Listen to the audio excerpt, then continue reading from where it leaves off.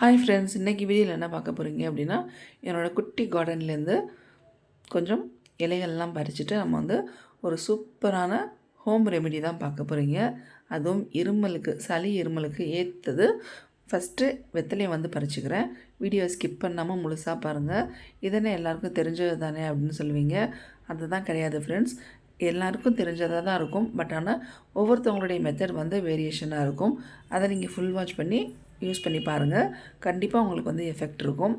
அடுத்து ஓமவல்லி பறிச்சுக்கிட்டு இருக்கேன். ஓமவல்லி பார்த்திங்கன்னா பெருசாக இருக்கவும் ஒரு 4 இலை எடுத்திருக்கேன். சின்னதாக இருந்துச்சுன்னா ஒரு 5, 6 இல்லைன்னா 7, 8 எடுத்துக்கோங்க.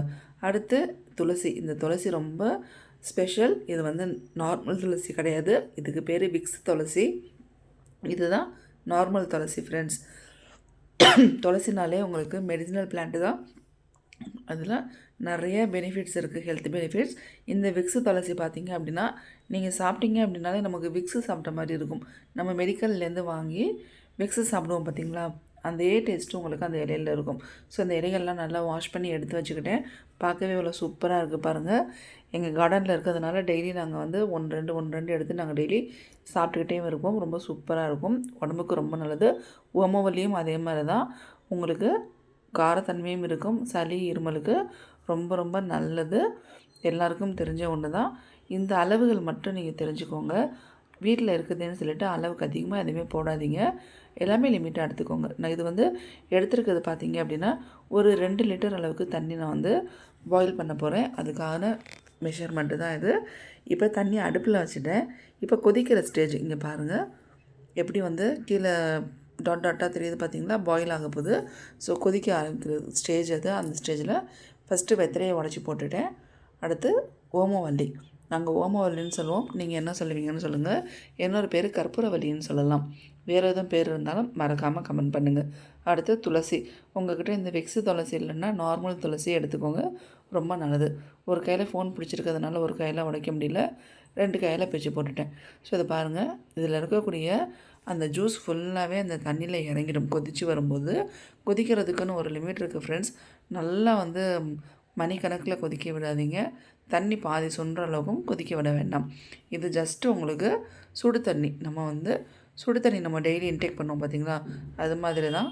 அந்த தண்ணி நார்மல் சுடு தண்ணி குடிக்கிறதுக்கு இது மாதிரி நம்ம ஹெர்பல் லீவ்ஸை போட்டு நம்ம வந்து கொதிக்க வச்சு குடித்தோம் அப்படின்னா நமக்கு உடம்புக்கு ரொம்ப நல்லது. என் குட்டி பையனுக்கு இருமல் வந்ததுக்கப்புறம் இதை ஸ்டார்ட் பண்ணேன். கொடுத்த 4 நாளில் இருமல் வந்து கண்ட்ரோல் ஆகிடுச்சு. அதுக்கப்புறம் தான் அதை வந்து நான் வீடியோவாக போடுறேன். ஸோ மறக்காமல் எல்லாருமே ட்ரை பண்ணுங்கள். வீட்டில் வெத்தலை இல்லைனாலும் கடையில் நீங்கள் வாங்கி போட்டுக்கோங்க. 2 லிட்டர் தண்ணிக்கு நான் எடுத்துருக்க அளவுகள் கரெக்டாக இருக்கும். அளவுக்கு அதிகமாக நீங்கள் எதுவுமே போட வேண்டாம். உங்களுக்கு குடித்து பார்த்ததுமே அதோடய ரிசல்ட் நல்லாவே தெரியும். தண்ணி குடிக்கும்போது அந்த ஓமவல்லியோட டேஸ்ட்டு, அந்த வெற்றிலையோட டேஸ்ட்டு, அப்புறம் வந்து துளசி எல்லா டேஸ்ட்டுமே உங்களுக்கு வந்து தனித்தனியாக ஃபைண்ட் அவுட் பண்ண முடியும். என் குட்டி பையனும் வந்து எல்லாம் என் கூட பேசிக்கிட்டு இருக்கான். இப்போ இந்த ஃப்ளாஸ்கில் நான் வந்து எப்போதுமே கொதிக்க வச்சுட்டு ஊற்றிடுவேன். உங்களுக்கு தண்ணி வேரியேஷன் காட்டணும் அப்படிங்கிறதுக்காக அதில் ஆல்ரெடி எடுத்து வச்சுருக்க தண்ணியை உங்கள்கிட்ட காட்டுறேன். இப்போ நான் ஃப்ளாஸ்கில் இருக்க தண்ணியை வந்து மாற்ற போகிறேன். ஸோ கொஞ்சம் நார்மல் ஆகிடுச்சு ஃப்ளாஸ்கில் உள்ளது. அதனால் நல்லா கொதிக்க வச்சுட்டு அதில் ஊற்ற போகிறேன். இது ஸ்கூலுக்கு கொண்டு போகிற பாட்டில்.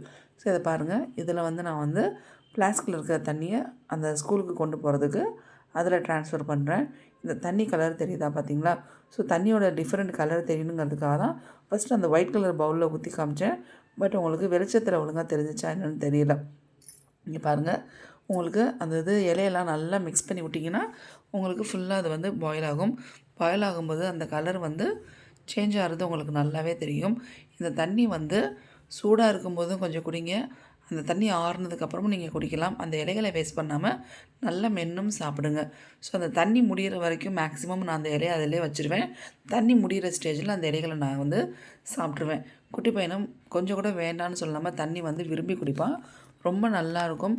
இருமல் வந்து டக்குன்னு சரியாச்சு. சளி இருமலுக்கு ஏற்ற ஹோம் ரெமெடி.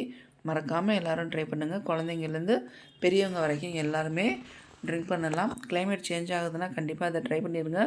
மழை நேரமாக இருக்குதுனாலும் சுடு தண்ணி குடிக்கிறதுக்கு பதிலாக இந்த மாதிரி நீங்கள் வந்து பாயில் பண்ணி குடிங்க. ரொம்ப உடம்புக்கு நல்லது. இந்த ஹோம் ரெமெடி ரெசிபி பிடிச்சிருந்தால் மறக்காமல் லைக் பண்ணுங்கள், ஷேர் பண்ணுங்கள், கமெண்ட் பண்ணிவிட்டு சப்ஸ்கிரைப் பண்ணிவிடுங்க. பக்கத்தில் இருக்க பெல் பட்டனை ப்ரெஸ் பண்ணுங்கள். தேங்க்ஸ் ஃபார் வாட்சிங்.